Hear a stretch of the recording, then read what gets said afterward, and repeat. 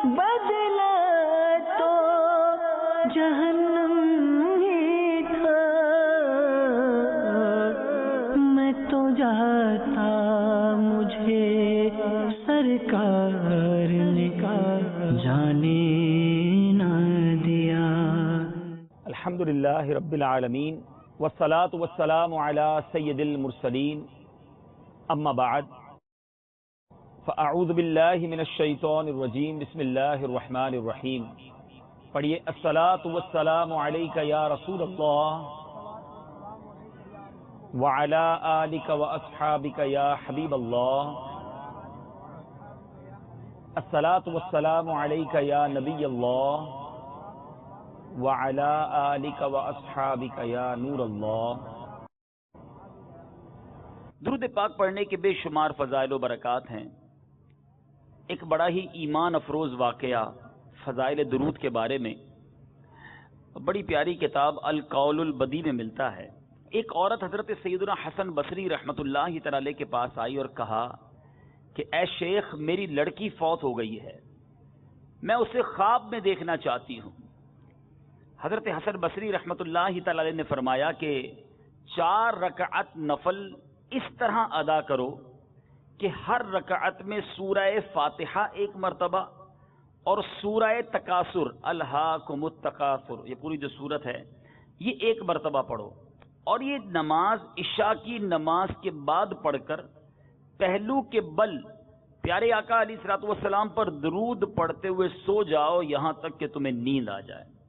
اس عورت نے اپنی مرحوم بیٹی کو خواب میں دیکھنے کے لیے یہی عمل کیا، یہی فارمولہ اپنایا، یہی وظیفہ اپنایا۔ اس عورت نے خواب میں کیا دیکھا؟ ماں اپنی بیٹی کو تکلیف میں نہیں دیکھ سکتی۔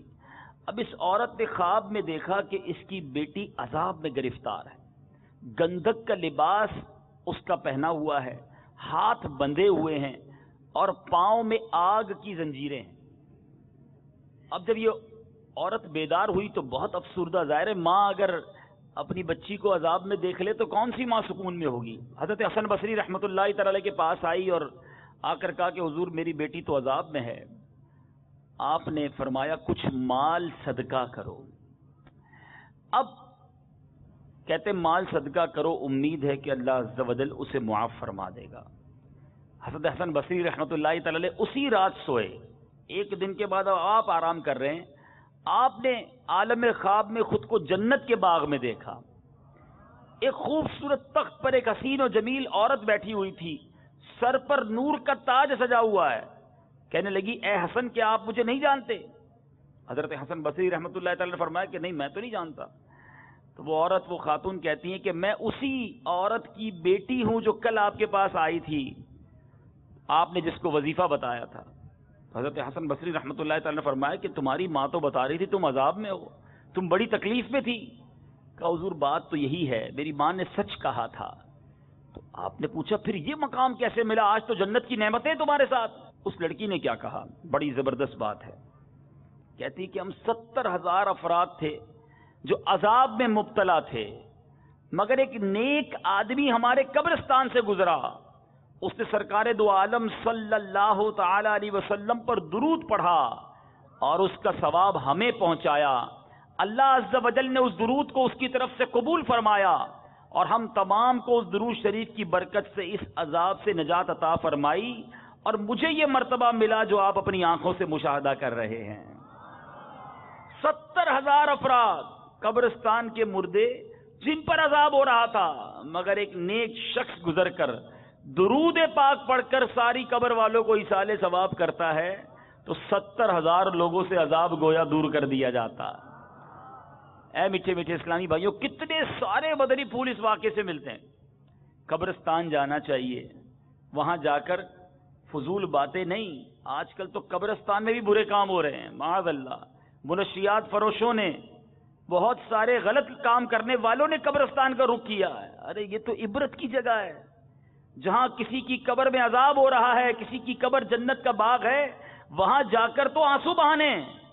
جی ہاں، حضرت عثمان غنی رضی اللہ تعالیٰ عنہ ذو النورین، ذرا مرتبہ سوچئے گا، ذوالنورین ہیں، خلیفۃ المسلمین ہیں، امیر المومنین ہیں، مگر آپ جب قبرستان جاتے، کبھی کسی قبر کے پاس جاتے، زارو کتار روتے، اتنا روتے کہ آپ کی داڑھی آنسوؤں سے تر ہو جاتی۔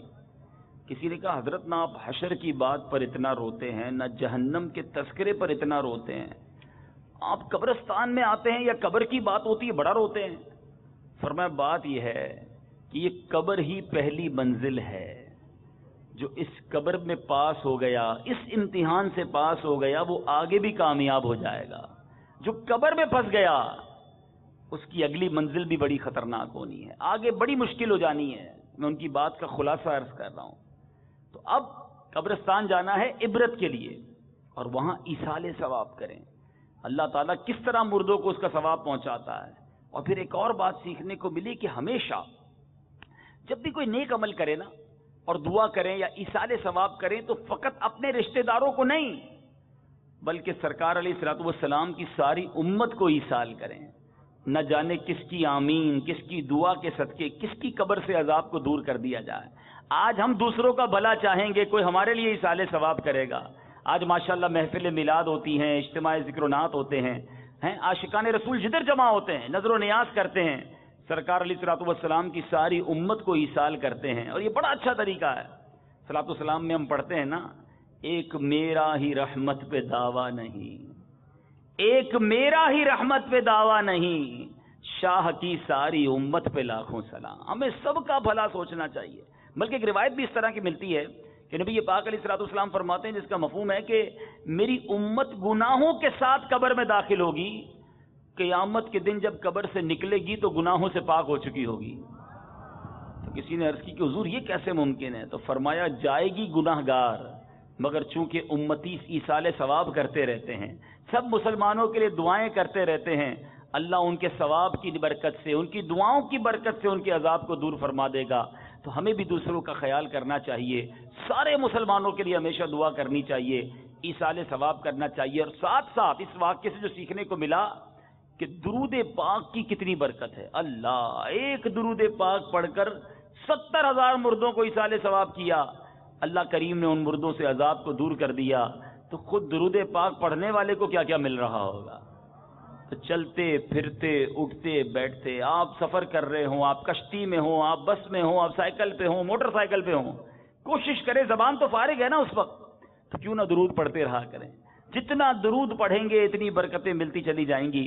آئیے محبت کے ساتھ بآواز بلند درود پاک پڑھ لیں۔ صلو علی الحبیب صلی اللہ تعالی علی محمد صلی اللہ علیہ وسلم۔ میٹھے میٹھے اسلامی بھائیوں اور مدنی چینل کے ناظرین، بڑا ہی مبارک، بڑا ہی پیارا مہینہ ہمارے درمیان ہے۔ اس مہینے کی خوبصورتی، اس مہینے کی اہمیت کے لیے ایک ہی بات کافی ہے، ایک عاشق رسول کے لیے ایک ہی اس مہینے کی فضیلت کافی ہے کہ رسول اکرم نور مجسم صلی اللہ تعالی علیہ وسلم کا شعبان المعظم، یعنی اس مہینے کے بارے میں فرمان مکرم ہے، شعبان میرا مہینہ ہے اور رمضان اللہ کا مہینہ ہے۔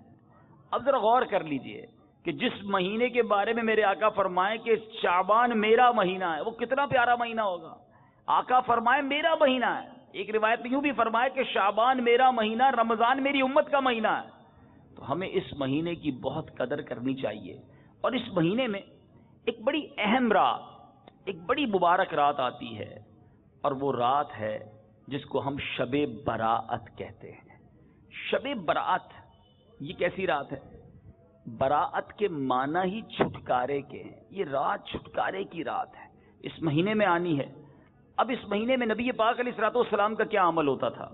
حضرت سیدنا اسامہ بن زید رضی اللہ تعالیٰ عنہ فرماتے ہیں، سنن نسائی شریف کی حدیث ہے، میں نے عرض کی یا رسول اللہ صلی اللہ تعالیٰ علیہ وسلم، میں دیکھتا ہوں کہ جس طرح آپ صلی اللہ تعالیٰ علیہ وسلم شعبان میں روزے رکھتے ہیں، اس طرح کسی بھی مہینے میں نہیں رکھتے، یعنی رمضان کے بعد نبی پاک علیہ الصلوۃ والسلام شعبان کے مہینے میں سب سے زیادہ روزے رکھتے۔ تو میرے آقا نے کیا فرمایا، ذرا غور کیجئے، فرمایا رجب اور رمضان کے بیچ میں یہ مہینہ ہے، لوگ اس سے غافل ہیں، اس میں لوگوں کے اعمال اللہ رب العالمین کی طرف اٹھائے جاتے ہیں، اور مجھے یہ محبوب ہے کہ میرا عمل اس حال میں اٹھایا جائے کہ میں روزہ دار ہوں۔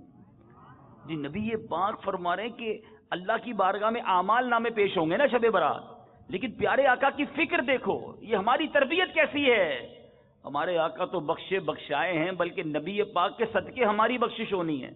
مگر خود فرماتے ہیں میں یہ چاہتا ہوں کہ میرے اعمال جب اللہ کی طرف، اللہ رب العزت کی طرف اٹھائے جائیں تو میں روزہ دار ہوں. اتنے روزے رکھتے، مگر سچ اپنے دل سے پوچھ کر بتاؤ، کچھ عبادتیں بڑھیں، کچھ احساس بڑھا، کچھ گناہ چھوڑنے کا ذہن بنا کہ یار اب بڑی رات آنے والی ہے، شب برات آنے والی ہے، آقا کا مہینہ آ گیا ہے، میرے اعمال اللہ کی بارگاہ میں پیش ہونے والے، مجھے کچھ تو شرم آنی چاہیے. کیا ایسا ہے؟ اور اگر ایسا نہیں تو اپنے آپ سے پوچھئے کہ اتنی بے فکری. نبی پاک علیہ الصلوۃ والسلام روزے رکھنا شروع کر دیں اور ہم ہیں کہ جناب گناہ بھی نہ چھوڑیں. اس رات کیا ہونا ہے ذرا سنیے. حضرت سیدتنا عائشہ صدیقہ رضی اللہ تعالی عنہا فرماتی ہیں تاجدار رسالت صلی اللہ تعالی علیہ وسلم پورے شعبان کے روزے رکھا کرتے تھے. فرماتی ہے میں نے عرض کی یا رسول اللہ صلی اللہ تعالی علیہ وسلم کیا سب مہینوں میں آپ صلی اللہ تعالی علیہ وسلم کے نزدیک پسندیدہ شعبان کے روزے رکھنا ہے؟ تو محبوب رب العباد صلی اللہ تعالی علیہ وسلم نے ارشاد فرمایا اللہ عز و جل اس سال مرنے والی ہر جان کو لکھ دیتا ہے، اور مجھے یہ پسند ہے کہ میرا وقت رخصت آئے اور میں روزہ دار ہوں. ایک اور فکر مل رہی ہے کہ اس رات کو یہ بھی لکھا جائے گا کہ کون آئندہ سال دنیا سے چلا جائے گا. یعنی یہ رات مرنے والوں کی فہرست بننے کی بھی رات ہے. اور نبی پاک فرماتے جب یہ رخصت والی بات بھی جس دن ہونا، میری تمنا ہے اس وقت بھی میں روزہ دار ہوں. آپ کی فکر دیکھیں، یہ ہماری کتنی شاندار تربیت ہو رہی ہے. مگر ہم کیا کرتے ہیں؟ میٹھے میٹھے اسلامی بھائیوں، غوث پاک رضی اللہ تعالیٰ کا فرمان سنیے. شب برات کے بارے میں غوث پاک فرماتے ہیں بہت سے کفن دھل کر تیار رکھے ہوتے ہیں، مگر کفن پہننے والے بازاروں میں گھوم رہے ہوتے ہیں. کافی لوگ ایسے ہوتے ہیں کہ ان کی قبریں کھدی ہوئی تیار ہیں، مگر ان میں دفن ہونے والے خوشیوں میں مست ہوتے ہیں. فرمایا بعض لوگ ہنس رہے ہوتے ہیں، مگر ان کی موت کا وقت قریب آ چکا ہوتا ہے. کئی مکانات کی تعمیرات کا کام پورا ہو گیا ہوتا ہے، مگر ساتھ ہی ان کے مالکان کی زندگی کا وقت بھی پورا ہو چکا ہوتا ہے. یہ چار باتیں ذرا غور کیجئے. فرمایا کہ بہت سے کفن دھل کر تیار رکھے ہوتے ہیں. مثال دے رہا ہوں، اگر کسی کفن کی والے کی دکان ہے اس وقت، آج اس نے کچھ کفن تیار کیے ہیں، اس کو کٹنگ کی ہے، اس کو دھو کر تیار کیا ہے. جس کا کفن تیار کیا ہے وہ تو اس وقت زندہ ہے نا. ہو سکتا ہے ہم میں سے ہی کسی کا کفن وہ تیار کر رہا ہو، کیونکہ انتقال ہوتے ہی پہلی ضرورت کفن کی پڑتی ہے. کفن پہلے تیار ہوتا ہے، بندہ اس وقت زندہ ہوتا ہے. تو کتنی چوٹ کرنے والی بات ہے کہ بہت سے کفن دھل کر تیار ہوتے ہیں، مگر کفن جن کو پہننا ہے وہ بازاروں میں گھوم رہے ہوتے ہیں، بے فکر گناہوں کے کاموں میں لگے ہوتے ہیں. فرمایا کافی لوگ ایسے ہوتے ہیں جن کی قبریں خودی بھی تیار ہوتی ہیں. آپ ابھی قبرستان چلے جائیں، ہو سکتا ہے گورکن قبر کھود رہا ہوگا. جس کی قبر کھود رہی ہے وہ تو زندہ ہے نا، ابھی تھوڑی دیر بعد کسی کا انتقال ہوگا اور اس قبر میں اس نے آنا ہے. تو گویا زندہ انسان گھوم رہا ہوتا ہے، بدمست ہوتا ہے، خوشیوں میں ہوتا ہے، اور اس کی قبر کھود رہی ہوتی ہے. ہو سکتا ہے ہم میں سے کسی کی قبر آج کھود دی گئی ہو. یہ ڈرانے والی بات ہے. شب برات یہ لکھا جائے گا کہ کون آئندہ سال دنیا سے چلا جائے گا، اور ہمیں نہیں معلوم کہ ہماری کب واپسی ہے. بہت سے مکان تیار ہو چکے ہوتے ہیں، مگر ان مکان میں رہنے والوں کی زندگی کا وقت بھی پورا ہو چکا ہوتا ہے. بڑی عجیب شے ہے موت بھی. اچانک بندے کو لے کر چلی جاتی ہے، اور ساری پلاننگ، سارے ارادے، ساری باتیں وہیں کی وہیں رہ جاتی ہیں. بڑی پلان کرتے ہیں ہم، یار اگلے مہینے یہ کرنا ہے، 1 سال بعد یہ کروں گا، 5 سال بعد یہ میں نے کرنا ہے، پھر میں نے گھر بنانا ہے، پھر ابراہیم حیدری سے جناب کسی اور علاقے میں ٹرانسفر ہو جاؤں گا. بہت ساری پلاننگز ہیں. شاعر لکھتا ہے نا، آگاہ اپنی موت سے کوئی بشر نہیں، سامان 100 برس کا ہے، پل کی خبر نہیں. ہمیں پتہ ہی نہیں ہے کہ کب یہاں سے چلے جائیں گے. اے میرے میٹھے میٹھے اسلامی بھائیوں، اب آئیے اس رات، شب برات کہتے ہیں نا اس کو، برات کی رات یعنی چھٹکارے کی رات. حدیث پاک میں آتا ہے، اللہ تبارک و تعالی، خلاصہ حدیث ہے کہ رب کریم اس رات قبیلہ بنی کلب کی بکریوں کے بالوں کی تعداد کے مطابق گناہ گاروں کو جہنم سے آزاد فرماتا ہے. آپ غور کیجئے کتنے ہیں. ہے کوئی آپ میں سے جو اپنے سر کے بال کاؤنٹ کر سکے؟ ہم تو اپنے سر کے بال بھی نہیں گن سکتے نا, ایک بکری کے بال نہیں گن سکتے. مگر آقا فرماتے قبیلہ بنی کلب کی بکریوں کے بالوں کی تعداد کے مطابق, یعنی سب سے زیادہ جو بکریاں قبیلہ پالا کرتا تھا نا, اس قبیلے کی بکریوں کے بالوں کی تعداد کے مطابق اللہ تعالیٰ جہنم سے لوگوں کو آزاد کر دے گا, بے شمار بخشے جائیں گے. مگر روایتوں میں آتا ہے کہ 6 آدمیوں کی اس رات بھی بخشش نہیں ہوگی.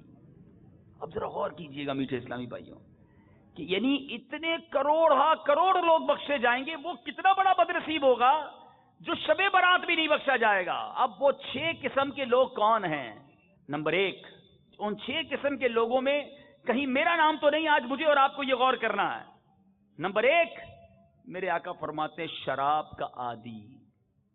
نمبر 2, ماں باپ کا نافرمان. نمبر 3, زنا بدکاری کا عادی.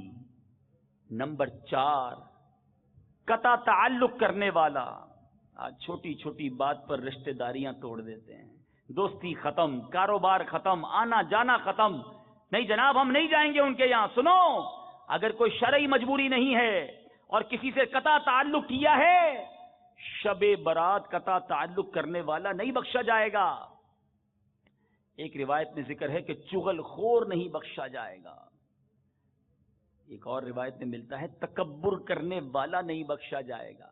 تکبر کے ذریعے اپنے کپڑوں کو, پجاموں کو ٹخنوں سے نیچے لٹکانے والا وہ نہیں بخشا جائے گا. تصویر بنانے والے کے بارے میں بھی آیا کہ وہ بھی نہیں بخشا جائے گا. یہاں تصویر سے مراد جو دارالافتاء کا ایک فتویٰ ہے وہ بھی عرض کر دیتا ہوں کہ تصویر جو لوگ ہاتھ سے بناتے ہیں, یہ تصویریں کھینچ کر پرنٹ کر کے جو گھروں میں لگاتے ہیں, یہ نہ کیا کریں. جب تک آپ کے کمپیوٹر میں, آپ کے کیمرے میں, آپ کے موبائل میں پکچر ہے, جب تک تو ٹھیک ہے, اس کو پرنٹ نہ نکالیں, کہ اس کی شرعاً اجازت نہیں ہے. بہرحال میں باری باری ان تمام چیزوں پر بات کرتا ہوں. سب سے پہلے شرابی یہ نہیں بخشا جائے گا. آپ ذرا غور کریں کہ یہ گناہ کتنا بڑا ہے کہ اللہ تبارک و تعالی جہاں کروڑ لوگوں کی بخشش فرمائے گا, وہاں شرابی کو نہیں بخشا جائے گا. آج ہماری شادیوں میں, آج ہماری پارٹیز میں, آج اس طرح سنا ہے شراب پی جاتی ہے کہ جس طرح کولڈ ڈرنک استعمال کی جاتی ہے. آج گلی گلی میں شراب خانے کھل گئے. آج مسلمانوں کو نہ جانے کیا ہو گیا کہ اللہ کا خوف نہیں ہے. میٹھے میٹھے اسلامی بھائیوں, سیدنا عثمان غنی رضی اللہ تعالیٰ عنہ نے ایک دن خطبہ دیتے ہوئے ارشاد فرمایا کہ میں نے نبی پاک علیہ الصلوۃ والسلام کو یہ فرماتے ہوئے سنا ہے کہ برائیوں کی ماں, ذرا غور کیجئے, نبی پاک کیا کہہ رہے ہیں؟ برائیوں کی ماں یعنی شراب سے بچو. مدر آف ایول کہا, سب سے بڑھ کر گویا برائی ہے, برائیوں کی جڑ ہے. اور نبی پاک نے پھر ایک واقعہ بیان کیا, فرماتے کیونکہ تم سے پہلے ایک شخص تھا جو لوگوں سے الگ تھلگ رہ کر اللہ عز و جل کی عبادت کیا کرتا تھا. ایک عورت اس کی محبت میں گرفتار ہو گئی. کسی طرح اس کی طرف خادم کو کہلا بھیجا کہ گواہی کے سلسلے میں تمہاری ضرورت ہے. چنانچہ وہ وہاں پہنچ گیا. جس دروازے سے اندر داخل ہوتا وہ بند کر دیا جاتا, یہاں تک کہ وہ ایک حسین و جمیل عورت کے پاس پہنچا جس کے قریب ایک لڑکا کھڑا تھا, اور وہاں شیشے کا ایک بڑا برتن تھا جس میں شراب تھی. وہ عورت بولی, میں تمہیں کسی قسم کی گواہی کے لیے میں نے تمہیں نہیں بلایا, بلکہ اس لیے بلایا ہے کہ تم اس لڑکے کو قتل کر دو, یا میری نفسانی خواہش کو پورا کر دو, یا پھر شراب کا ایک جام پی لو. اگر انکار کیا تو میں شور مچا دوں گی اور تمہیں ذلیل و رسوا کر دوں گی. اسے 3 آپشن دیے, تینوں غلط کام تھے. مگر اس شخص نے دیکھا کہ چھٹکارے کی کوئی راہ نہیں, تو وہ کیا سمجھا کہ سب سے چھوٹی جو ہے وہ بلا, سب سے چھوٹا گناہ کر لیتے ہیں, ہو سکتا ہے وہ یہ سمجھا ہو. تو اس نے شراب پینے میں جان چھڑانا سمجھی کہ شراب ہی پی لیتے ہیں, قتل کدھر کروں گا, بدکاری کہاں کروں گا, شراب ہی پی لیتا ہوں. خلاصہ حدیث عرض کر رہا ہوں, عورت نے شراب کا ایک جام پلایا, اس کو شراب کا نشہ چڑھ گیا اور پینے لگا. شراب پیتا رہا یہاں تک کہ شراب کے نشے میں اس نے اس عورت کے ساتھ منہ کالا بھی کیا اور اس بچے کو بھی قتل کر دیا. نبی پاک علیہ الصلوۃ والسلام نے واقعہ سنانے کے بعد فرمایا پس تم شراب سے بچتے رہو، اللہ عز و جل کی قسم بے شک ایمان اور شراب نوشی دونوں کسی ایک ہی شخص کے سینے میں کبھی جمع نہیں ہو سکتے، اگر کوئی ایسا کرے گا تو ایمان اور شراب میں سے ایک دوسرے کو باہر نکال دے گا۔ غور کیجئے، گویا شراب پیتا ہے تو ایمان نکل جائے گا، ایمان ہے تو شراب نہیں جا سکتی۔ ایسا کیسا مسلمان ہے جو مسلمان کہلانے کے باوجود شراب پیتا ہے؟ میٹھے میٹھے اسلامی بھائیوں، اللہ کے نیک بندوں سے پہلے کے لوگ کیسے ڈرتے بھی تھے اور اللہ ان کی توبہ بھی کیسے قبول فرماتا تھا۔ ایک بار امیر المومنین سیدنا عمر فاروق رضی اللہ تعالیٰ عنہ مدینہ منورہ کی ایک گلی سے گزر رہے تھے، آپ نے ایک نوجوان کو دیکھا جس نے کپڑوں کے نیچے ایک بوتل چھپا رکھی تھی۔ غور سے سنیے گا، آپ نے پوچھا ہے نوجوان یہ کپڑوں کے نیچے کیا چھپا رکھا ہے؟ اس نوجوان کو بوتل میں تو شراب تھی۔ اب نوجوان شرمندہ ہو گیا کہ امیر المومنین کو کیسے بتائے کہ میرے پاس شراب ہے۔ چنانچہ اس نے فوراً دل ہی دل میں دعا کی کہ یا اللہ مجھے حضرت عمر فاروق کے سامنے آج رسوا نہ ہونے دینا، مجھے رسوا نہ فرما، شرمندہ ہونے سے بچا لے، آج میری پردہ پوشی کر لے، آج کے بعد مولا کبھی شراب نہیں پیوں گا۔ سچے دل سے توبہ کی، شراب کی بوتل ہاتھ میں ہے، چھپائی ہوئی ہے۔ اس کے بعد نوجوان نے حضرت عمر سے کہا امیر المومنین یہ تو سرکے کی بوتل ہے، توبہ کر لی پہلے، زبان سے کچھ نہیں کہا۔ دیکھو اللہ سے کنیکشن کس کو کہتے ہیں، کچھ نہ کرے بندہ بس سچے دل سے پکار لے، سچے دل سے توبہ کر لے۔ کہتا حضور یہ تو سرکہ ہے۔ امیر المومنین فرماتے ہیں اچھا مجھے پھر بوتل دکھا دو۔ اب تو بڑا گڑبڑ ہو گئی، اس کو پتہ شراب ہے۔ امیر المومنین نے کہا مجھے بوتل دکھاؤ۔ ڈرتے ڈرتے جب وہ بوتل اس نے آگے کی، سیدنا فاروق اعظم نے جب اس بوتل کو دیکھا تو واقعی اس میں سرکہ موجود تھا۔ اللہ کی رحمت تو دیکھو، بس بندہ سچے دل سے اسے پکارے، اس کی رحمت کو پکارے، وہ دنیا میں بھی عیبوں پہ پردہ ڈالتا ہے، انشاءاللہ اپنے کرم سے آخرت میں بھی عیبوں پہ پردہ ڈال دے گا۔ لیکن بندہ اس سے دوستی تو کرے نا، اس کی بارگاہ میں سر تو جھکائے۔ تو اے میرے میٹھے میٹھے اسلامی بھائیوں اور مدنی چینل کے ناظرین، ذرا غور کیجئے، میرے وہ اسلامی بھائی، میرے وہ مسلمان بھائی جو یہاں موجود ہیں یا مجھے بعد میں یہ سلسلہ سنیں، آپ سب سے گزارش کر رہا ہوں کہ نہ کرو یہ بہت برا کام، جہنم میں لے جانے والا کام۔ میں اس شراب پینے والے سے ایک سوال کرنا چاہتا ہوں کہ کیا تم یہ تو جانتے ہو کہ مرنا ہے؟ کوئی دنیا میں ایسا مسلمان ہے جو یہ تمنا رکھتا ہے کہ میں شراب کے نشے میں مر جاؤں؟ کوئی نہیں چاہے گا۔ ارے اگر شراب پی رہے ہوگے اس وقت موت آ گئی تو موت تو کسی وقت بھی آ سکتی ہے نا۔ شراب پی کر نشے میں مر گئے، اب اللہ کو کیا منہ دکھاؤ گے؟ اور روایتوں میں آتا ہے بندہ جس حال میں مرے گا اسی حال میں اٹھایا جائے گا۔ تو جو نشے میں مرا وہ اٹھایا کس حال میں جائے گا؟ تو غور کیجیے ایسی موت کتنی بری ہوگی۔ تو ایسا نہ کرو، کوئی ٹائم نہیں ملنا کہ بھائی شراب پینے والے کو پہلے کوئی آ کر بتائے گا شراب چھوڑ دو، نشہ اتار لو، پھر تمہاری روح قبض کی جائے گی۔ اچانک روح قبض کر لی جاتی ہے۔ میٹھے میٹھے اسلامی بھائیو، یہاں ایک اور بڑا عجیب ٹرینڈ چل گیا ہے کہ آج دعوتوں میں، عجیب و غریب محفلوں میں، نجی دعوتوں میں، پارٹیز میں، شادی میں شراب کے دور چلتے ہیں۔ اب سنا ہے کولڈ ڈرنک کی جگہ شراب پلائی جاتی ہے، معاذ اللہ۔ مسلم ملکوں کا یہ حال ہے۔ کبھی کبھی ڈر لگتا ہے کہ ہمارا بنے گا کیا؟ یہ طرح طرح کے عذاب، یہ طرح طرح کی بیماریاں، یہ طرح طرح کی جناب پریشانیاں، یہ ہمارے وطن پر ٹینشن، اس کی ایک وجہ کہیں یہ تو نہیں کہ ہم نے شراب کو اس قدر عام کر دیا۔ اچھا کئی لوگ ایسے بھی ملتے ہیں جو کہتے ہیں ہم تو شراب نہیں پیتے لیکن دوست پیتے ہیں، ہم ان کے ساتھ بیٹھتے ہیں۔ آج غور سے میں آپ کو ایک حدیث پاک سنانے جا رہا ہوں، غور سے سنیے گا۔ تمام وہ لوگ غور سے سنیں جو شرابیوں سے دوستیاں رکھتے ہیں، جو بدکار لوگوں کے ساتھ اٹھتے بیٹھتے ہیں، جو ایسی جگہوں پر جاتے ہیں جہاں اللہ کی نافرمانی ہوتی ہے۔ رسول پاک صلی اللہ تعالی علیہ وسلم کا فرمان عالی شان، میرے آقا نے اس دسترخوان پر بیٹھنے سے منع فرمایا جس پر شراب پی جائے۔ ایک اور جگہ سیدنا جابر رضی اللہ تعالی سے مروی ہے کہ آپ صلی اللہ تعالی علیہ وسلم نے ارشاد فرمایا جو اللہ عز و جل اور قیامت پر ایمان رکھتا ہے اس دسترخوان پر مت بیٹھے جس پر شراب کا دور چلتا ہے۔ آج بندہ کہتا ہے میں کدھر پیتا ہوں؟ میں تو دوست پی رہے ہوتے میں ویسے ہی ساتھ بیٹھا ہوتا ہوں. ارے بھائی میں جوا نہیں کھیلتا, میرے دوست جوا کھیلتے, میں ان کے ساتھ بیٹھتا ہوں. میں آپ سے ایک بات پوچھتا ہوں کہ جہاں رب کی نافرمانی ہو رہی ہے, لعنت برس رہی ہے, آپ ساتھ بیٹھیں کہ آپ کو کوئی نقصان نہیں ہو رہا؟ اللہ کے نیک بندوں کے ساتھ بیٹھو تو ان پر برستی ہوئی رحمتوں کا حصہ ہمیں مل جایا کرتا. یہ جو برے لوگ ہیں نا, ان کی صحبت کیسی ہے؟ پنجابی شاعر بڑے پیارے انداز میں سمجھاتا ہے, کہتا ہے بھلے بندے دی صحبت یاروں, جویں دکان اتاراں, سودا بھاوے ملے نہ لئیے, بلے آن ہزاراں. کہتا ہے اچھے بندے کی صحبت ایسی ہے جیسے عطر والے کی دکان ہے. آپ میں سے سبھی کبھی نہ کبھی عطر والے کے پاس, کسی پرفیوم والے کے پاس گئے ہوں گے. کہتا ہے سودا چاہے پیسے سے لے نہ لیں, لیکن کچھ نہ کچھ خوشبو پھر بھی مل جاتی ہے. یا تو سونگنے کو مل جاتی ہے یا ٹیسٹ لگا دیتا ہے وہ. ہم گھر جا کے بھی سونگ رہے ہوتے ہیں, یار بڑا اچھا عطر دکھایا تھا. فائدہ ہی فائدہ ہے, نقصان نہیں. بھلے بندے کی صحبت میں کوئی نقصان نہیں, کچھ نہ کیا تو ساتھ بیٹھنے کی برکتیں مل جانی ہیں. اور برے بندے دی صحبت یاروں, جویں دکان لوہاراں, کپڑے پاوے کنج کنج پئیے, چنگا پین ہزاراں. وہ کہتا ہے برے بندے کی صحبت ایسی ہے جیسے لوہار کی دکان ہے. آپ کبھی لوہار کی بھٹی پہ جائیں, جب آگ جل رہی ہوتی ہے, چنگاریاں نکل رہی ہوتی ہیں, وہ لوہے کو کوٹ رہا ہوتا ہے. کہتا ہے کپڑے کتنے ہی بچا لو, چنگا پین ہزاراں. کہتا ہے کچھ نہ کچھ چنگاریاں جو ہیں وہ کپڑے میں سوراخ کر ہی دیتی ہیں, نقصان ہو ہی جاتا ہے. تو برے لوگوں کے ساتھ نہ بیٹھو. اگر غلط کام نہیں کرتے تو کیوں بیٹھتے ہو ان کے ساتھ؟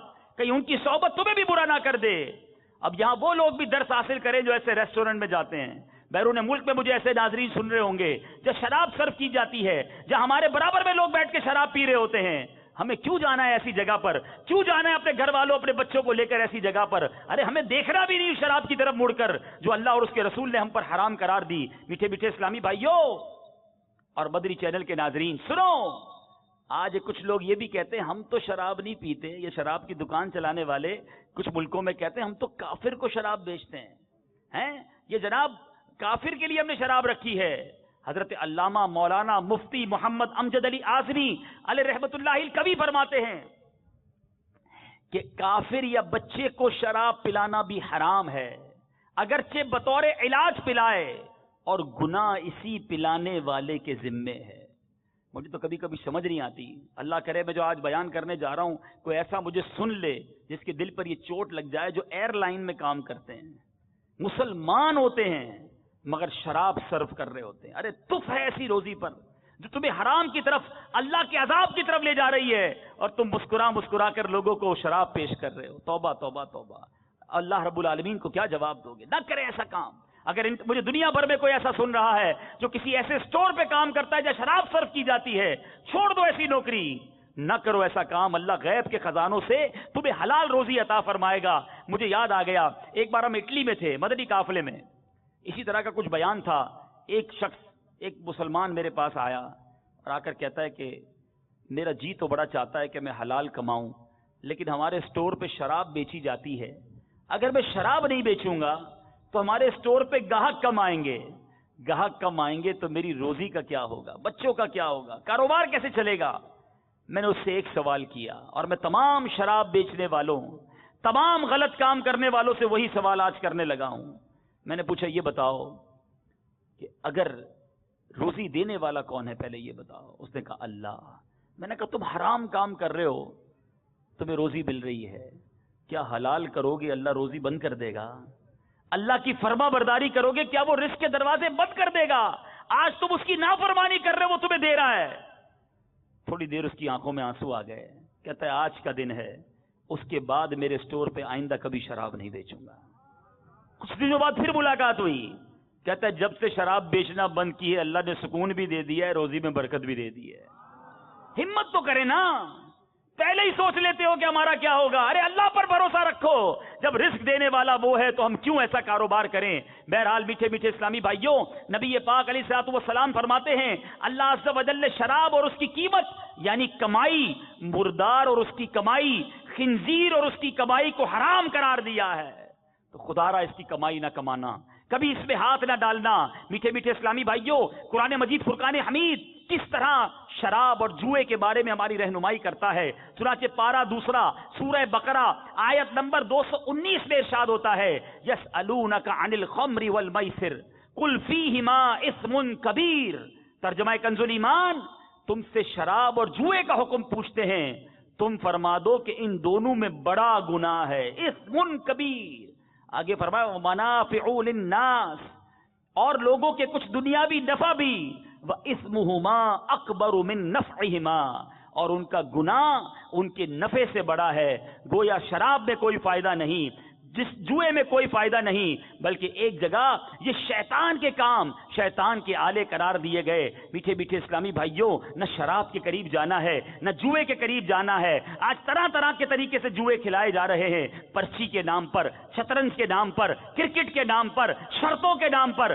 آج بندہ کہتا ہے جناب ٹیلی فون کرتا ہوں اور اپنے پیسے لگا دیتا ہوں، تھوڑی دیر میں پیسے کما لیتا ہوں۔ اے میرے میٹھے اسلامی بھائیوں، یہ حرام، یہ جہنم میں لے جانے والا کام ہے۔ یاد رکھنا، جوئے کی کمائی بھی حرام ہے، اور ہم نے کئی جواریوں کے گھر بکتے دیکھے، کئی جواریوں کو تباہ و برباد ہوتا دیکھا۔ ارے نہ بھی ہوئے تباہ، کروڑ پتی بھی بن گئے، تو یہ پیسے تمہیں جہنم میں لے جائیں گے۔ یہ دنیا میں چھوڑ کر جاؤ گے تو آخرت میں عذاب کا باعث بنیں گے۔ ہمیں یہ حرام کی روزی نہیں چاہیے، خدا را توبہ کر لیجئے، جوئے کے قریب بھی نہ جائیے۔ ہمیں حلال اور فقط حلال روزی کمانی ہے۔ نبی پاک علیہ الصلوۃ والسلام شب معراج، میرے آقا جب آسمانوں کی طرف تشریف لے گئے تو پیارے آقا علیہ الصلوۃ والسلام کی خدمت میں 2 پیالے پیش کیے گئے، ایک دودھ کا، دوسرا شراب کا، چوائس دی گئی۔ نبی پاک علیہ الصلوۃ والسلام ان میں سے کوئی ایک پسند فرما لیں۔ میرے آقا علیہ الصلوۃ والسلام نے دودھ کو پسند فرمایا، تو عرض کی گئی آپ علیہ الصلوۃ والسلام نے فطرت کو پسند فرمایا ہے، کیونکہ اگر آپ شراب کو پسند فرماتے تو آپ کی امت گمراہی کا شکار ہو جاتی۔ میٹھے میٹھے اسلامی بھائیوں، غور کیجیے، نبی پاک علیہ الصلوۃ والسلام نے شراب کی طرف گویا ہاتھ بھی نہیں بڑھایا اور دودھ کو پسند فرما کر فطرت کو پسند فرمایا۔ مگر آج ہمارا حال کیا ہے؟ آپ کو پتہ ہے شراب ہمارے صحابہ بھی پیتے تھے، جب شراب کی حرمت نازل نہیں ہوئی تھی نا، شراب نہ حرام قرار نہیں دی گئی، وہ پیتے تھے، لیکن کئی صحابہ اس وقت بھی نہیں پیتے تھے، لیکن چونکہ حلال تھی، مگر عادت ہونے کے باوجود جیسے ہی پتہ چلا کہ شراب حرام ہو گئی ہے، اللہ، مکے کی گلیوں میں شراب کے برتن بہا دیے گئے، برتن توڑ دیے گئے، جس کے ہاتھ میں گلاس تھا اس نے توڑ دیا، ہاتھ میں بوتل تھی اس نے توڑ دیا، سارے برتن سے شراب بہا دی گئی۔ میٹھے میٹھے اسلامی بھائیوں سنیے، حضرت انس بن مالک رضی اللہ عنہ سے مروی ہے، آپ فرماتے ہیں ہمارے پاس آگ کے بغیر کچی کھجوروں کی بنی ہوئی شراب تھی، میں فلاں فلاں کو شراب پلا رہا تھا کہ ایک شخص آیا اور اس نے بتایا کہ شراب حرام ہو گئی ہے، ابھی آ کر بتاتا ہے شراب پلا رہے ہیں، کہتے ہیں ان سب نے مجھ سے کہا اے انس یہ مٹکوں کو انڈیل دیجیے، اب شراب نہیں پینی، حرام ہو گئی، اب نہیں پینی۔ آپ فرماتے ہیں کہ معلوم ہونے کے بعد صحابہ کرام نے اس کے متعلق کسی سے کچھ نہ پوچھا اور نہ ہی شراب کی طرف دوبارہ دیکھا۔ کیسے لوگ تھے؟ پتہ چل گیا منع نہیں چلے گی، آج ہم کو پتہ ہے حرام، مگر پھر بھی شراب نہیں چھوڑتے۔ اور شرابی کیسا عجیب شخص ہے، آپ تو جو یہ معاشرے میں رہتا ہے اسے پتا ہے کہ شراب پینے والے کو ہوش ہی نہیں رہتا۔ حضرت عبداللہ بن عمر بن عاص رضی اللہ عنہ فرماتے ہیں میں نے اللہ عز و جل کے پیارے حبیب صلی اللہ تعالی علیہ وسلم سے شراب کے متعلق پوچھا تو پیارے آقا نے فرمایا یہ سب سے بڑا گناہ اور تمام برائیوں کی جڑ ہے۔ شراب پینے والا نماز چھوڑ دیتا ہے اور بعض اوقات اپنی ماں، خالہ اور پھوپھی سے بھی بدکاری کا مرتکب ہو جاتا ہے، اسے پتہ ہی نہیں چلتا نا کہ ماں ہے، بہن ہے کہ کون ہے، شراب کے نشے میں جو بے حیائی چاہے وہ کر ڈالتا ہے۔ اور ایسے کئی معاملات پتہ چلتے ہیں کہ کوئی عورتوں پہ ظلم کر رہا ہوتا ہے، کوئی انہیں گالیاں نکال رہا ہوتا ہے، اس کو اپنا پتہ نہیں ہوتا کہ ہمارا کیا حال ہے۔ حالانکہ میٹھے اسلامی بھائیوں، شرابی جو ہے نا، اس کی وجہ سے اس کے خاندان کی بھی بے عزتی ہو رہی ہوتی ہے، اس کا بچہ الگ ڈی مورلائز ہو رہا ہوتا ہے کہ میرا باپ شرابی۔ میں پچھلے دن ایک جگہ گیا، مجھے بتایا کہ ہمارے یہاں اتنی شراب پی جاتی ہے، پاکستان کے ایک علاقے کی بات کر رہا ہوں، کہ ایک بندے کو کہتا ہے میں نے اپنی آنکھوں سے دیکھا جو اپنے 5 سال کے بچے کو شراب پلا رہا تھا، خود پیا اور اب نشے میں اپنے بچے کو شراب پلا رہا ہے۔ مجھے بتائیے کہ ایسے بچے کیسے بڑے ہوں گے جو باپ کی شفقت سے محروم ہیں، باپ سے جب ملتا ہوگا گالیاں ملتی ہوں گی، ڈانٹ ڈپٹ ملتا ہوگا، بیوی الگ پریشان، ماں باپ الگ پریشان۔ یہ شراب ہے ہی چیز ایسی جو پورے گھر کا نظام برباد کر دیتی ہے۔ اور کئی لوگ اپنی ساری کمائی اس نشے کے اندر ڈال دیتے ہیں. صرف شراب کی بات نہیں کرتا، آج ہیروئن کے نام پر، چرس کے نام پر، نہ جانے منشیات کے نام پر ہمارے نوجوانوں کو کدھر لگا دیا گیا. صحت الگ برباد ہو گئی اور جہنم میں جانے والا کام الگ ہو رہا ہے. خدارا آج آئے ہو اس اجتماع میں آپ کے آگے ہاتھ جوڑتا ہوں، شب برات سب کی بخشش ہوگی، شرابی نہیں بخشا جائے گا. اللہ کے واسطے چھوڑ دو. میں آپ کو بتاتا ہوں میرے رب کی جنت کیسی ہے. شراب پینی ہے نا، تھوڑا صبر کر لو، اللہ نے جنتیوں کے لیے جنتی شراب تیار کر رکھی ہے. ہم پیئیں گے شراب انشاءاللہ، مگر وہ شراب پیئیں گے جس کو شراب طہور کہا گیا، جس کو پاکیزہ شراب قرار دیا گیا. سبحان اللہ. میٹھے میٹھے اسلامی بھائیوں، ابھی میں آپ کو جنتی شراب کے بارے میں بتاتا ہوں، لیکن ایک دل ہلا دینے والی صحابہ کرام کا کال سنیے. میرے بزرگ بیٹھے ہیں، اپنی بچی کا رشتہ کرتے وقت ہم کیا چیک کرتے ہیں کہ لڑکا کماتا کتنا ہے، رہتا کدھر ہے، دکھتا کیسا ہے. بس 3-4 چیزیں، زیادہ سے زیادہ خاندان پوچھ لیا. کبھی یہ پوچھا کہ نماز پڑھتا ہے کہ نہیں پڑھتا، کہیں شراب تو نہیں پیتا، کہیں برے دوستوں میں تو نہیں بیٹھتا. سنو، صحابہ کرام کا کال ہے، جس نے اپنی بیٹی کو کسی شرابی کے نکاح میں دیا، گویا اس نے اپنی بیٹی کو بدکاری کے لیے پیش کر دیا. آج کوئی نہیں سوچتا. آج ہمارے نزدیک گناہ وہ برے ہیں جو لوگوں کے نزدیک برے ہیں. ارے لوگ کیا کہیں گے کہ شرابی کو بیٹی دے دی، جواری کو بیٹی دے دی، اس لیے، ورنہ برے دوستوں میں بیٹھنے والے کو کون چیک کرتا ہے. ارے اپنی بیٹی کا رشتہ کر رہے ہو، دیکھو جس کے ہاتھ میں آپ بیٹی کا رشتہ دے رہے، کل وہ آپ بیٹی کے بچوں کا باپ بھی بننا ہے. باپ کیسا ہوگا؟ اگر وہ حرام روزی لا کر کمانے والا ہے تو پورے گھر کو برباد کر دے گا نا. تو کبھی شرابی سے رشتہ بھی نہ کریں، اور شراب پینے والا بھی اللہ کے واسطے توبہ کرے. میٹھے میٹھے اسلامی بھائیوں، نبی پاک کا ایک اور فرمان سنیے، دل دہلانے والا بیان. نہ شرابیوں کے ساتھ بیٹھو، میرے آقا کہتے ہیں، نہ شرابیوں کے ساتھ بیٹھو، نہ ان کے بیمار ہونے پر عیادت کرو، اور نہ ہی ان کے جنازوں میں شرکت کرو. شراب پینے والا بروز قیامت اس حال میں آئے گا کہ اس کا چہرہ سیاہ ہوگا، اس کی زبان سینے پر لٹک رہی ہوگی، تھوک بہ رہا ہوگا، اور ہر دیکھنے والا اس سے نفرت کرے گا. اب غور کر لیجیے، کیا شرابی کی، جس کو آپ کہیں کہ بدقسمتی ہے. نبی پاک فرماتے نہ بیٹھو، نہ سلام کرو، نہ عیادت کرو، نہ جنازے میں جاؤ. کیا ہم ایسے بنیں گے؟ نہیں، انشاءاللہ ہم رب کی رضا کے کام کرنے والے بنیں گے. کبھی بھی زندگی میں شراب کے قریب بھی نہیں جائیں گے. زور سے نیت کریں، انشاءاللہ کبھی بھی قریب نہیں جائیں گے. پیچھے پیچھے اسلامی بھائیوں، یہاں ایک اور کام کرتے ہیں. اب شراب کے نام کو چینج کر کے عجیب عجیب نام آ گئے ہیں. نہیں جناب، یہ شراب نہیں، تو وسکی ہے. یہ جناب برانڈن ہے، پتہ نہیں کیا کیا نام رکھے ہوئے، برانڈی ہے، چیمپئن ہے، اب تو پتہ نہیں کوئی کہتے ہیں یہ سوڈا ہے. یاد رکھیے کہ کوئی بھی گدھے کو گھوڑا بنانے کی کوشش کرے، گدھا گدھا ہی ہوتا ہے. شراب کا نام تبدیل کرنے سے شراب تبدیل نہیں ہونی. ہاں میرے میٹھے اسلامی بھائیوں، آج سے صدیوں پہلے دیکھو میرے آقا کی غیب کی خبریں. صدیوں پہلے میرے آقا نے فرمایا میری امت کے کچھ لوگ شراب کا نام تبدیل کر کے اسے پئیں گے.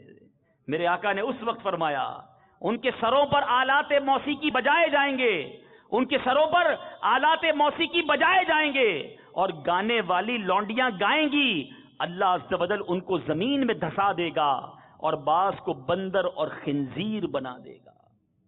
اب غور کر لیجیے، اللہ کے حبیب علیہ الصلوۃ والسلام نے کتنا پہلے ہمیں شراب سے بچایا، کتنی باتیں ہمیں ارشاد فرما گئے، مگر آج ہم ہیں کہ عمل نہیں کرتے. اب آؤ میں بتاتا ہوں میرے رب کی جنت کیسی ہے. کیوں یہ گندی شراب، کیوں یہ اللہ کو ناراض کرنے والا کام کریں. ارے شب برات اگر بخشش ہو گئی، رب راضی ہو گیا، پھر دیکھو کیا کیا ملنا ہے. سبحان اللہ. پہلے آؤ میں آپ کو بتاؤں جنت کا موسم کیسا ہوگا. بڑی گرمی لگ رہی ہے نا، سنو میں آپ کو بتاتا ہوں. بڑے بڑے ایئر کنڈیشن میں رہنے والوں سنو، آج دنیا کے ٹھنڈے موسم کو یاد کرتے ہو کہ جناب گرمیاں ٹھنڈے علاقوں میں گزارنی چاہیے، سردیاں گرم علاقوں میں گزارنی چاہیے. آؤ رب کی جنت کی تیاری کرتے ہیں. قرآن کہتا ہے لا يرون فیہا شمسا ولا زمہریرا. ترجمہ کنز الایمان، نہ اس میں دھوپ دیکھیں گے نہ سردی دیکھیں گے. ٹھٹھر والی سردی بھی نہیں ہوگی، دھوپ بھی نہیں ہوگی، معتدل موسم ہوگا. جنت کے درخت کیسے ہوں گے آؤ میں بتاتا ہوں. ترمذی کی حدیث ہے، میرے آقا علیہ الصلوۃ والسلام فرماتے ہیں جنت میں ہر درخت کا تنا سونے کا ہے. سونے کے درخت ہوں گے. اور پھل کیسے ملیں گے؟ چڑھ کر نہیں توڑنے پڑیں گے. آج تو پھل توڑنے کے لیے کسی کو چڑھانا پڑتا ہے، آج پتھر مارتے ہو تو پھل گرتا ہے.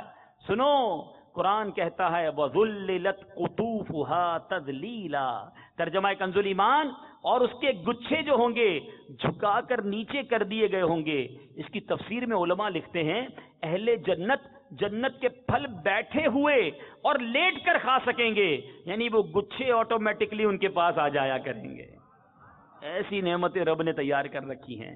جو آج شراب پیتے ہیں، جو آج معاذ اللہ گندی شراب پیتے ہیں، میٹھے میٹھے اسلامی بھائیوں اور مدنی چینل کے ناظرین، آؤ میں آپ کو بتاتا ہوں کہ جنت کی شراب کیسی ہوگی۔ اللہ تبارک و تعالیٰ نے جنت میں نہریں بنائی، جنت میں دودھ، پانی اور شراب کی نہریں ہوں گی، سبحان اللہ۔ اور یہ شراب طہور، یہ پاکیزہ شراب ہوگی۔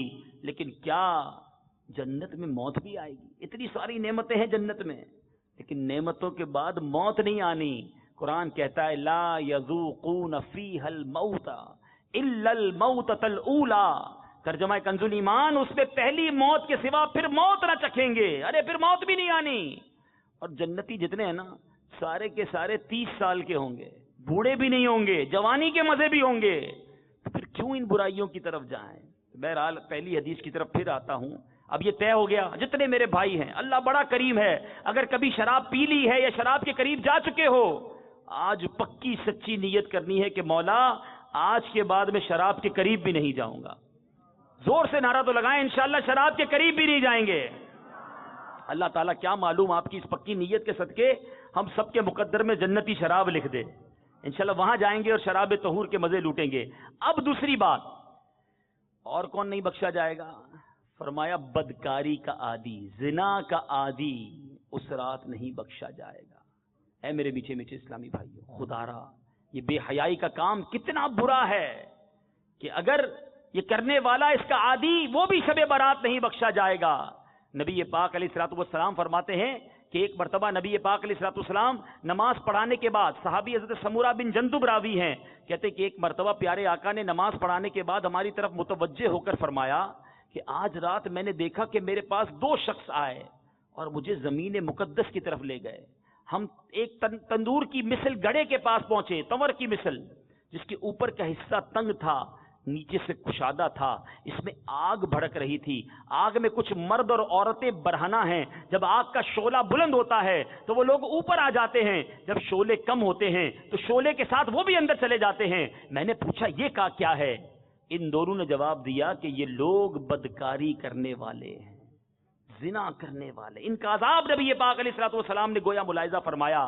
میٹھے میٹھے اسلامی بھائیوں، یہ جو بدکاری کرنے والا ہے نا، جو آج بے حیائی کرتا ہے، آج ہنس ہنس کے لطیفے سنائے جاتے ہیں، آج انٹرنیٹ پر دوستیاں لگائی جا رہی ہیں، آج گندی گندی بری بری فلمیں اور تصویریں دیکھی جا رہی ہیں، آج نامحرم لڑکیوں اور عورتوں سے جو ٹیلی فون پر دوستیاں لگاتے، سنو، یہ بے حیائی چھوڑ دو، یہ بے پردگی چھوڑ دو، یہ بدکاری سے دور ہو جاؤ، یہ جہنم کی طرف لے جانے والا کام ہے۔ علامہ شمس الدین ذہبی نقل فرماتے ہیں کہ زبور شریف میں ہے، بے شک زنا کرنے والوں کو ان کی شرم گاہوں کے ذریعے آگ میں لٹکا دیا جائے گا اور انہیں لوہے کے کوڑوں سے مارا جائے گا۔ جب وہ مار کے سبب فریاد کریں گے تو عذاب کے فرشتے کہیں گے یہ آواز اس وقت کہاں تھی جب تم ہنستے تھے، خوش ہوتے تھے اور اتراتے تھے، نہ اللہ تعالیٰ سے ڈرتے تھے نہ اس سے حیا کرتے تھے۔ فرشتے یاد دلائیں گے اس دن کیا تھا۔ بڑے ہنس ہنس کر آج لوگ گناہ کرتے ہیں۔ ارے آج دوستوں میں بیٹھ کر قصے سنائے جاتے ہیں، میری فلاں سے دوستی ہو گئی ہے، معاذ اللہ میں نے فلاں کے ساتھ پارٹی کی ہے، میں فلاں کے ساتھ ڈیٹ پر گیا تھا، میں نے فلاں کے ساتھ بدکاری کی ہے۔ ارے آج مزے لے لے کر اپنی بے حیائی کے واقعات سنانے والوں، فرشتے اس دن کہیں گے کہ وہ ہنسی کہاں تھی؟ اس دن ہنستے تھے، اتراتے تھے، اللہ سے نہیں ڈرتے تھے۔ اب ان کو جہنم کی آگ سے سلگایا جا رہا ہوگا، مارا جائے گا جہنم کے کوڑوں سے۔ اس وقت کدھر جاؤ گے؟ خدا را صبر کر لو میرے نوجوانوں۔ نفس یقیناً برائی کی طرف لے جانے کی تمنا کرتا ہے، مگر یہی تو مقابلہ ہے ہمارا شیطان سے، کہ شیطان چاہتا ہے ہم بے حیائی کی طرف جائیں، مگر ہم اللہ کے بندے ہیں، شیطان کے بندے نہیں ہیں۔ تو یہ بدکاری کرنے والے سنو، حضرت مکحول دمشقی تابعی رضی اللہ تعالیٰ عنہ سے مروی ہے، دوزخیوں کو شدید بدبو محسوس ہوگی۔ ذرا غور کیجئے، دوزخ تو ہے ہی عذاب کی جگہ، دوزخ تو ہے ہی بدبو کی جگہ، آگ اور کیڑے مکوڑوں کی جگہ، مگر دوزخیوں کو بھی بدبو محسوس ہوگی۔ تو وہ کہیں گے ہم نے اس سے گندی بدبو کبھی محسوس نہیں کی، یہ کون سی بدبو ہے؟ تو انہیں بتایا جائے گا کہ یہ بدکاری کرنے والوں کی شرمگاہ کی بدبو ہے. اس قدر بدبو نکلے گی ان کی شرمگاہوں سے کہ دوزخی پریشان ہو جائیں گے. کیسے برداشت کریں گے ہم یہ سب؟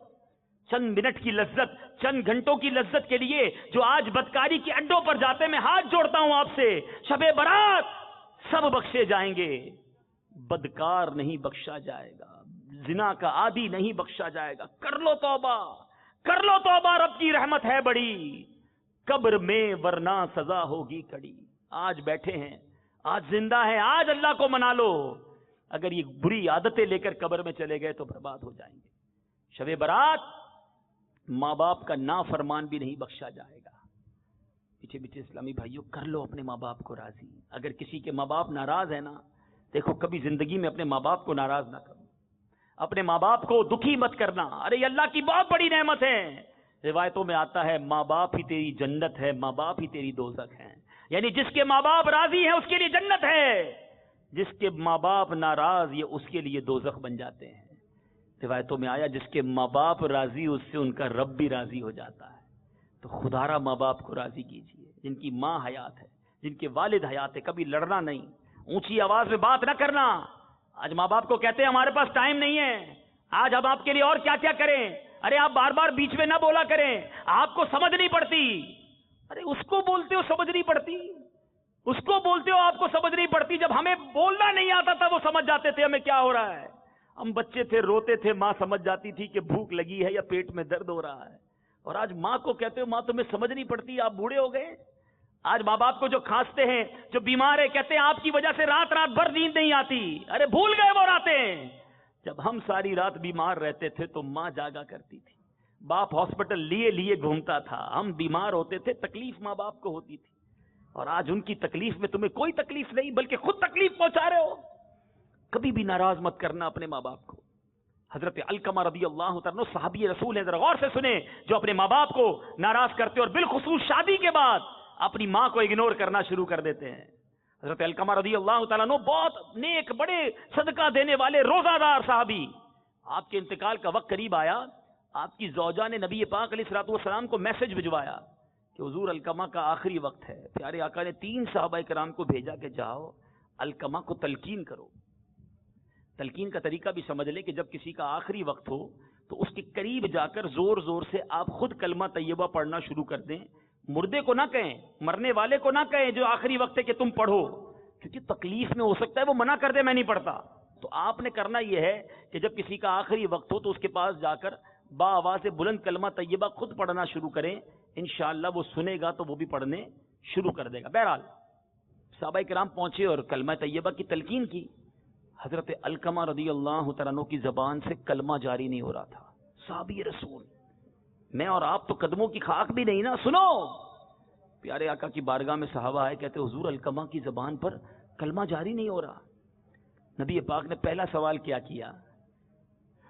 ان کی ماں زندہ ہے؟ کہ جی یا رسول اللہ ماں بوڑھی ہیں، زندہ ہیں.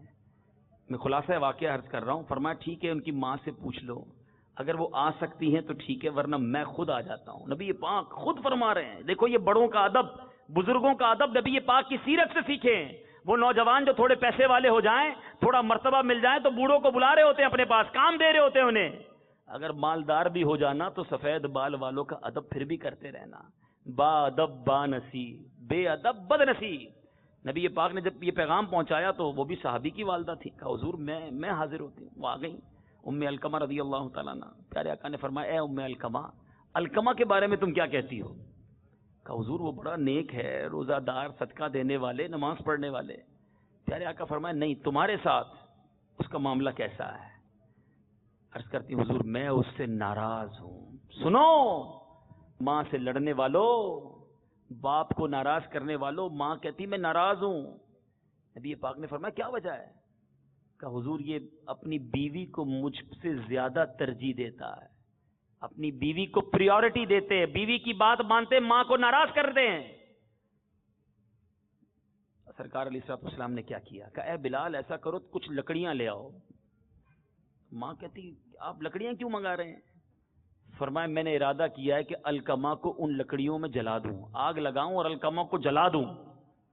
اب دیکھو ماں ہوتی ہے، کہتی حضور میرے سامنے آپ میرے بیٹے کو جلائیں گے، یہ کیسے پاسبل ہے، یہ کیسے ممکن ہے؟ سرکار دو عالم صلی اللہ علیہ وسلم نے سنو کیا فرمایا، کہا اے ام الکما یہ عذاب تھوڑا ہے، اگر تم ناراض رہی تو اس سے بڑا عذاب الکما کے انتظار میں ہے۔ کہ حضور میں آپ کو گواہ بناتی ہوں، اللہ کو گواہ بناتی ہوں، تمام یہاں موجود لوگوں کو گواہ بناتی ہوں کہ میں نے الکما کو معاف کر دیا۔ نبی پاک نے حضرت بلال سے کہا بلال واپس جاؤ، جا کے دیکھو الکما کلمہ پڑھتا ہے کہ نہیں، الکما کی زبان پر کلمہ جاری ہوتا ہے کہ نہیں۔ حضرت بلال واپس جاتے ہیں، جب جاتے ہیں تو الکما کی زبان پر کلمہ بھی جاری ہوتا ہے رضی اللہ تعالیٰ عنہ، اور پھر کلمہ پڑھ کر وہ دنیا سے پردہ فرماتے ہیں۔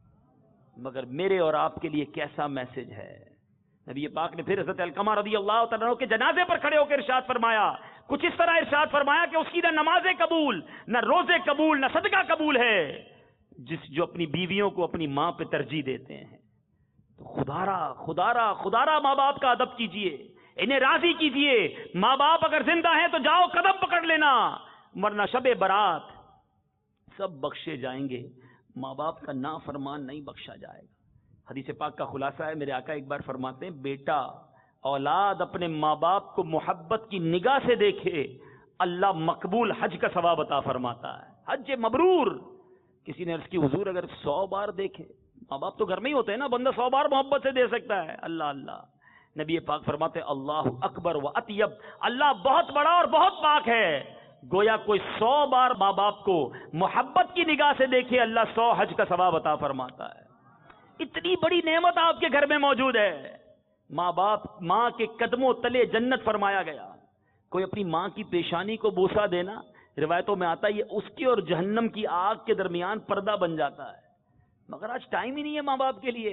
کتنے کام دیتے ہو، میں روز تمہارا کام کروں، ارے کاروبار بھی کرتا ہوں، نوکری بھی کرتا ہوں، اب تمہارے کام بھی کروں، ارے میری بھی اپنی لائف ہے، میرے بھی دوست ہیں، میں اپنے دوستوں کے ساتھ زندگی گزاروں گا۔ یاد رکھو انہوں نے اپنی دوستیاں چھوڑی تھی تمہاری پرورش کے لیے، اور آج کہتے ہیں نا 2 ماں باپ 10 بچوں کو پال لیتے ہیں، مگر آج 10 بچے مل کر 2 ماں باپ کو ٹائم نہیں دیتے۔ نہ دینا دکھ، ان کے دل سے اگر دکھ کے ساتھ ہائی نکل گئی برباد ہو جاؤ گے۔ ماں باپ کو ستانا وہ جرم ہے میرے میٹھے اسلامی بھائیوں، جس کی سزا دنیا میں بھی ملتی ہے اور آخرت میں بھی ملتی ہے۔ آپ کسی کے بچے کو نافرمان دیکھیں، غور کریں گے، معلوم کریں گے تو شاید ایسا ہوگا کہ اس نے بھی اپنے ماں باپ کو ستایا ہوگا۔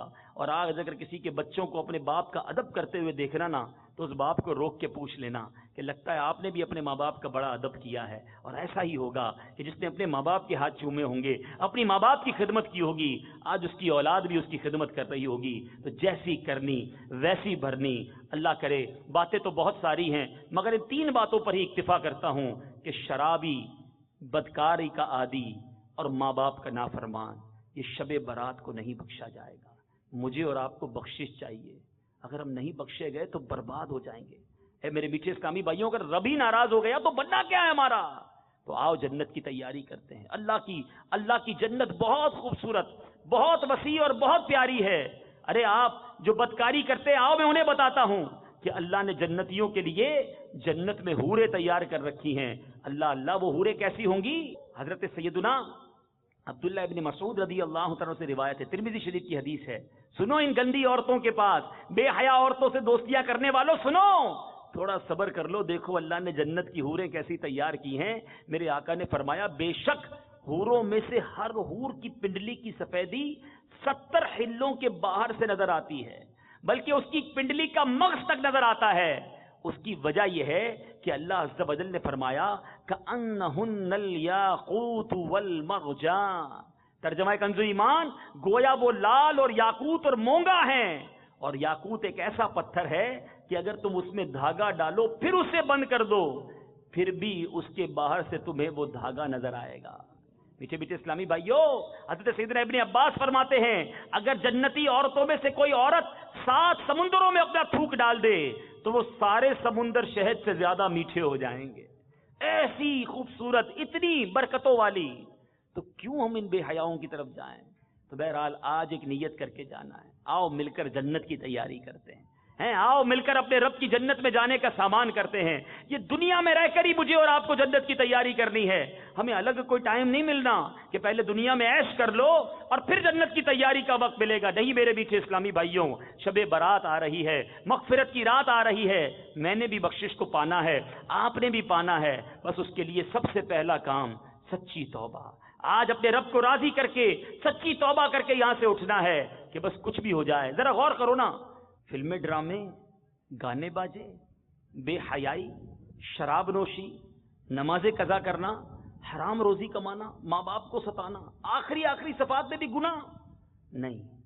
کم از کم یہ آخری صفحات تو نیکیوں والے ہو جائے نا، کہ اب نماز قضا نہ ہو، اب اللہ کی بارگاہ میں سجدے ہوں، خوب عبادتیں ہوں، ماں باپ کی فرما برداری ہو، فلمیں، ڈرامے، گانے باجے بس سب بند. اللہ سے یہ بھی دعا کہ یا اللہ توبہ کرنے کے بعد آخری صفحے میں نے ٹھیک کر لیے ہیں، کرم کر جو پچھلے صفحے گڑبڑ ہو گئی ہے، پچھلے صفوں میں گناہ ہو گئے، بدکاریاں ہو گئیں، اے اللہ گناہ کر کر کے کالے کر دیے.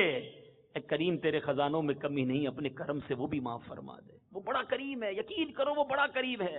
پنجابی شاعر لکھتا ہے نا کہ عدل کرے تے تھر تھر کمبن اچیاں شانہ والے، فضل کرے تے بخشے جاسن میں ورگے منہ کالے. اللہ اگر انصاف کرے گا تو پھر تو بڑے بڑے پھنس جائیں گے، اور جب وہ فضل کرتا ہے تو یہ منہ کالے بھی بخشے جاتے ہیں. ہم اپنے رب سے دعا کرتے ہیں کہ مولا مبارک مہینہ، مبارک گھڑیاں ہیں، بندے تیرے ہو گئی خطائیں، مانتے ہیں مالک، مگر آج تیرے حبیب کے مہینے میں تجھے واسطہ پیش کرتے ہیں، توبہ کرتے ہیں، اب نہیں کریں گے گناہ، اب نہیں کریں گے برائیاں.